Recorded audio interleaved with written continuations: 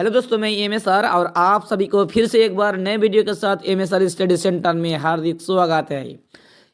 सभी को पता है कि पिछले वीडियो में हम लोग बताए थे आप लोगों को सेक्शन ए यानी 1 से लेकर 7 तक जो मॉडल सेट जारी किया गया उस साइंस सब्जेक्ट का। तो आज इस वीडियो में हम लोग सेक्शन बी का बात कर लेंगे। तो चलिए हम लोग लेट ना करते हुए वीडियो को स्टार्ट करते हैं। और वीडियो में नए हैं तो चैनल को जरूर सब्सक्राइब कर साथ साथ बेल आइकन प्रेस करके चैनल के साथ जरूर जुड़ जाइएगा। तो चलिए सेक्शन बी स्टार्ट करते हैं। पहला क्वेश्चन यह है क्वेश्चन नंबर 8 में कि निकट दृष्टि दोष किसे कहते हैं। निकट दृष्टि दोष का आपका परिभाषा लिखना है। इस दोष क्या कारण है, इस दोष जो होता है इस किस कारण होता है, इसे दूर करने के लिए किस प्रकार के लेंस का उपयोग किया जाता है। ठीक, तो इसमें 3 क्वेश्चन दिया गया है। पहले निकट दृष्टि दोष का आपका परिभाषा लिखना है, इस दोष का कारण लिखना है और इस दोष से बचने का या सुधारने का लेंस का उपयोग किया जाता है आपको बताना है।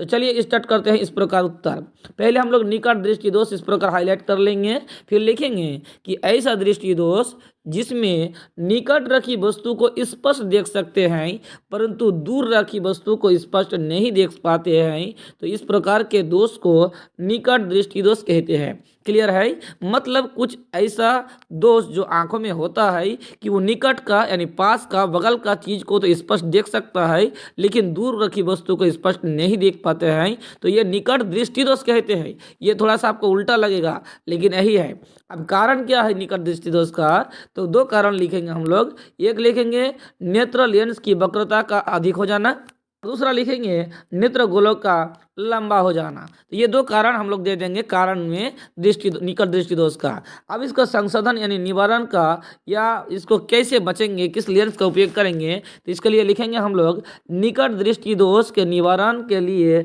अवतल लेंस, ये क्या लिया आपको नजर आ रहा है, अवतल लेंस का उपयोग किया जाता है। तो बस यही हम लोग आंसर लिख लेंगे। इसमें 3 मार्क्स मिल जाएगा आराम से, कोई नंबर कटिंग नहीं होगा। अब चलते हैं नेक्स्ट क्वेश्चन में। क्वेश्चन नंबर 9 में ये पूछ रहा है कि 7 सेंटीमीटर साइज का कोई बीम है। कितना सेंटीमीटर, 7 सेंटीमीटर साइज का कोई बीम है और वो 18 सेंटीमीटर फोकस दूरी ये किसी अवतल दर्पण, ध्यान रखें अवतल दर्पण बोला गया है, कि सामने 27 सेंटीमीटर की दूरी पर रखा है। मतलब कोई वस्तु जो है वो 27 सेंटीमीटर दूरी पर रखा गया है। प्रतिबिंब की स्थिति, प्रकृति तथा साइज ज्ञात करना है। यानी आपको स्थिति बताना है कि प्रतिबिंब कहाँ बनेगा, इसके बाद आपको प्रकृति बताना है कि कैसा बनेगा और उसका साइज क्या होगा, तो इसमें बनाना है। तो बहुत आसान है, चलिए हम लोग आसान तरीके से इसका आंसर को सॉल्व कर लेते हैं। आंसर इस प्रकार हम लोग आराम से लिख लेंगे। देखिए बीम की ऊंचाई पहले क्या क्या दिया है लिख लेंगे।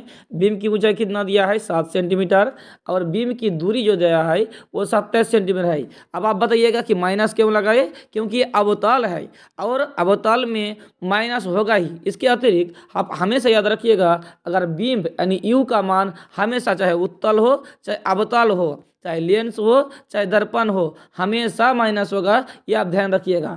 फोकस दूरी जो है एफ, ये -18 दिया गया है क्योंकि अवतल के बारे में कहा गया है।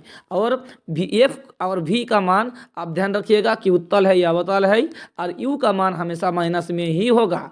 अवतल में एफ और भी जो होगा वो माइनस होगा, अगर ये उत्तल होगा तो एफ और भी प्लस में रहेगा, लेकिन यू हमेशा माइनस में होगा। ज्ञात करना है हमें, क्या क्या ज्ञात करना है इस क्वेश्चन के आधार पर, कि प्रतिबिंब की दूरी कितनी है यानी v का मान, फिर प्रतिबिंब का साइज यानी h1 का मान, फिर प्रतिबिंब की प्रकृति हमें ज्ञात करना है। इस प्रकार हम लोग आराम से करेंगे। हम लोग जानते हैं दर्पण सूत्र, ये होता है दर्पण सूत्र। अगर यहाँ प्लस ना होकर माइनस होता है तो यह हो जाता है क्या, तो ये हो जाता है क्या हम लोगों का, ये हो जाता है लेंस का सूत्र। अभी हम लोग दर्पण का सूत्र पे चल रहे हैं। चलिए तो ये हो गया हम लोग का दर्पण सूत्र। आगे बढ़ते हैं, अब मान पुट कर देंगे। 1/f बराबर 1/v प्लस 1/u। ये f का मान कितना है, -18 है, यहाँ जो लिख चुका है ऊपर। फिर v लिख दिए, v का मान हमें ज्ञात करना है और प्लस दे के 1/u, u का मान -27 है, यह हम आराम से लिख देंगे। ठीक है, इसके बाद हम लोग फिर यह प्लस और माइनस जो है यहाँ माइनस कर दिए हो गया। अब आगे बढ़ेंगे, जो समीकरण के हिसाब से हम लोग स्टेप बाय स्टेप बढ़ेंगे।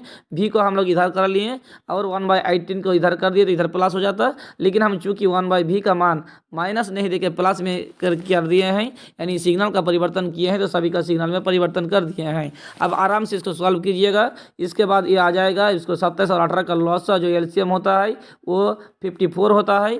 फिर आगे बढ़ेंगे तो लास्ट में फाइनली भी का मान जो है -54 हो जाएगा। अगर आपको मैथ समझ में नहीं आया तो हम बोर्ड में आपको अच्छे से समझा देंगे। अगर आप बोलिएगा तो हम ज़रूर आपको बोर्ड में बता देंगे। तो कमेंट बॉक्स में आप बोलिएगा कि मुझे समझ में नहीं आया, हम जरूर इसका एक अलग से वीडियो बना लेंगे। ठीक है, तो भी का मान क्या निकल गया 54, यानी प्रतिबिंब का जो दूरी है वो 54 सेंटीमीटर है। फिर हम लोग इसका साइज ज्ञात करने के लिए हम लोग जानते हैं, चूंकि एम बराबर साइज ज्ञात करने के लिए हम सूत्र जानते हैं -v/u, और इस बराबर होता है h1/h। मान पुट कर देंगे, भी का मान -54 है, क्योंकि माइनस पहले से सूत्रों में भी है तो 2 माइनस हो जा रहा है, और नीचे u का मान -27 पुट कर देंगे, h1 लिख देंगे ऊपर, नीचे h यानी साइज जो है 7 था। ठीक है, बीम का। अब इसको हम लोग सॉल्व करेंगे तो 27 से 2 कट गया, 27 से 54 कट गया, 27 दूना 54, माइनस माइनस उधर प्लस हो गया और एक माइनस रह जाता है, यानी इसका सॉल्व करने से h1 जो है नहीं प्रतिबिंब का जो साइज बनता है 14 सेंटीमीटर बनता है, ये हम लोग लिख देंगे। और प्रतिबिंब का आपको प्रकृति पूछा गया था, तो हम लोग जानते हैं कि ये होगा वास्तविक और उल्टा, चूँकि अवतल दर्पण है। इस प्रकार हम लोग आराम से इसका हल निकाल लेंगे। उम्मीद है कि आपको समझ में आ गया होगा।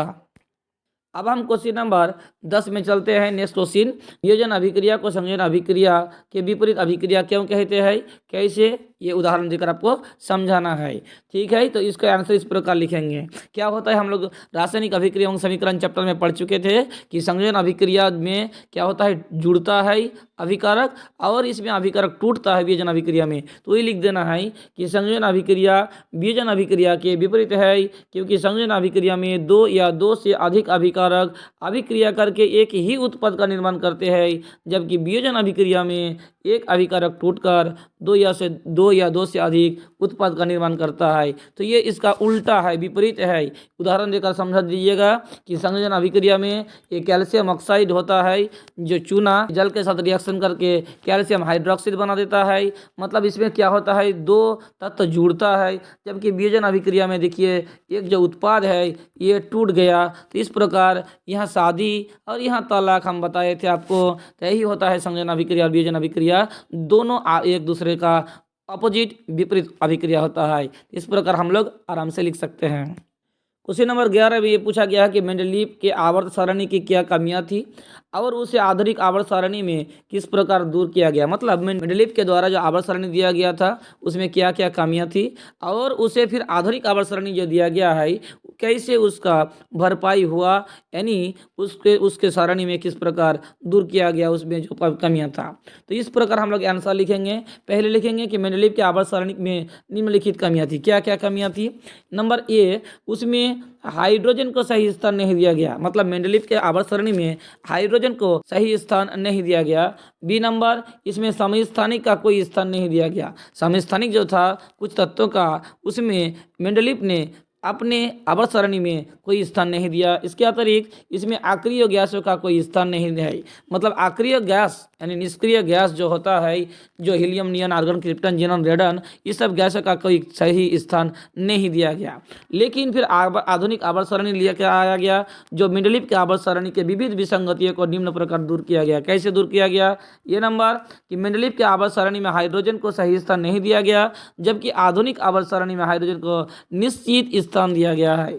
इसके अतिरिक्त बी नंबर, मेंडलीव के आवर्त सारणी में समस्थानिकों को सही स्थान नहीं दिया गया, जबकि आधुनिक आवर्त सारणी में तत्वों में समस्थानिक को स्थान दिया गया है। सी नंबर, मेंडलीव के आवर्त सारणी में अक्रिय गैसों का कोई स्थान नहीं दिया गया है, जबकि आधुनिक आवर्त सारणी में अक्रिय गैसों का 18वें वर्ग में रखा गया है। इस प्रकार जो विसंगतियां था, जो कमियां थी मेंडलीव के आवर्त सारणी में, वह आधुनिक आवर्त सारणी द्वारा पूरा किया गया।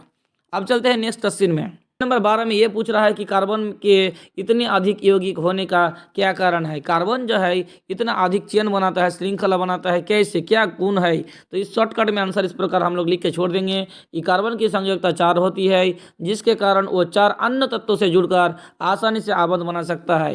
कार्बन के इसी गुणों के कारण कार्बन के इतने अधिक यौगिक होते हैं। एकदम सिंपल सा लिखे हैं, ठीक। इसके अतिरिक्त उसे नंबर 13 में ये पूछ रहा है नेक्स्ट क्वेश्चन कि दोहरा परिसंचरण किसे कहते हैं। ये हम लोगों का जो वहन पढ़े थे हम लोग जैव प्रक्रम चैप्टर में, उससे दिया गया है। आपको समझाना है कि दोहरा परिसंचरण क्या है। तो पहले हम लोग दोहरा परिसंचरण का क्या कर लेंगे, एक अच्छा सा परिभाषा दे देंगे। क्या लिखेंगे कि मनुष्य में रक्त को एक चक्कर पूरा करने के लिए इसे हृदय से होकर 2 बार गुजरना पड़ता है, इसे दोहरा परिसंचरण कहते हैं। कैसे, आप समझा देंगे हम लोग कि शिराओं द्वारा शरीर के विभिन्न भागों से अशुद्ध रक्त हृदय में लाया जाता है। हृदय उसे शुद्ध होने के लिए फुफ्फुस में भेज देता है, जहां कार्बन डाइऑक्साइड बाहर विसरित हो जाता है और ऑक्सीजन जो है वो रक्त में आ जाती है। इस प्रकार ऑक्सीजन युक्त रक्त पुनः हृदय में आता है, जिसे शरीर के अंगों में पहुंचाने के लिए पंप कर दिया जाता है। कहने का मतलब यह है कि इसमें 2 बार जो है हार्ट इसमें काम करता है, एक बार शुद्ध रक्त, एक बार अशुद्ध रक्त। तो इस प्रकार का जो चक्र बनता है ये परिसंचरण कहता है। डबल होता है, 2 बार होता है, इसलिए इसे दोहरा परिसंचरण कहते हैं। सिंपल सा फंडा है, आप लोग आराम से लिख लीजिएगा। अब इस सेक्शन का लास्ट क्वेश्चन को हम लोग देख लेते हैं 14 नंबर में कि ऊर्जा के स्रोत के रूप में हम ऊर्जा का उपयोग किस प्रकार करते हैं। तो ये एकदम सिंपल सा है कि ऊर्जा का जो स्रोत के रूप में हम सौर ऊर्जा जो होता है उसका उपयोग हम किस प्रकार करते हैं। चलिए देखते हैं आंसर। उत्तर इस प्रकार हम लोग लिखेंगे, ऊर्जा के स्रोत के रूप में हम सौर ऊर्जा का उपयोग अनेक प्रकार से करते हैं। किस प्रकार, जिसमें से प्रमुख है सौर पैनल।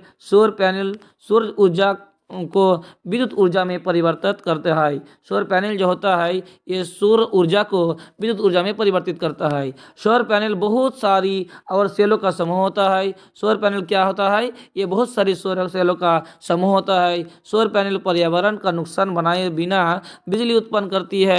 इससे क्या है, किसी भी प्रकार का प्रदूषण नहीं होता है। यानी हम लोग जो सोलर बोलते हैं वो सौर पैनल जो होता है वो सौर सेलों का सिलिकॉन का उपयोग किया जाता है। सौर पैनल का रखरखाव सस्ता है, इसलिए आजकल सौर पैनल का उपयोग बहुतायत मात्रा में करके बिजली उत्पादन किया जा रहा है। तो ये बहुत अच्छा है कि इस प्रकार हम लोग सौर ऊर्जा का उपयोग कर रहे हैं विद्युत बनाने के लिए। इसके अलावा सौर कुकर के रूप में भी सौर ऊर्जा का उपयोग किया जाता है। तो इस प्रकार हम लोग आराम से इसका आंसर लिख सकते हैं। तो इस प्रकार आज की इस वीडियो में हम लोग 8 से लेकर 14 तक यानी सेक्शन बी का सॉल्व किए। उम्मीद है कि आप लोगों को बेहतर ढंग से हम समझा पाए हैं, या इसका आंसर आप कहीं भी खोजने की आवश्यकता नहीं है, कॉपी में नोट कर लीजिए और बेहतर तैयारी के लिए आप इसको अभ्यास करते रहिए। वीडियो अच्छा लगा है तो एक लाइक शेयर करके जाइएगा, और चैनल में नहीं है तो सब्सक्राइब बटन के साथ साथ बेल आइकन प्रेस करके चैनल के साथ इस प्रकार लगातार वीडियो पाने के लिए जरूर जुड़ जाइएगा। वीडियो को ज़्यादा से ज़्यादा शेयर कीजिए। मिलते हैं एक और नए वीडियो के साथ, तब तक के लिए धन्यवाद।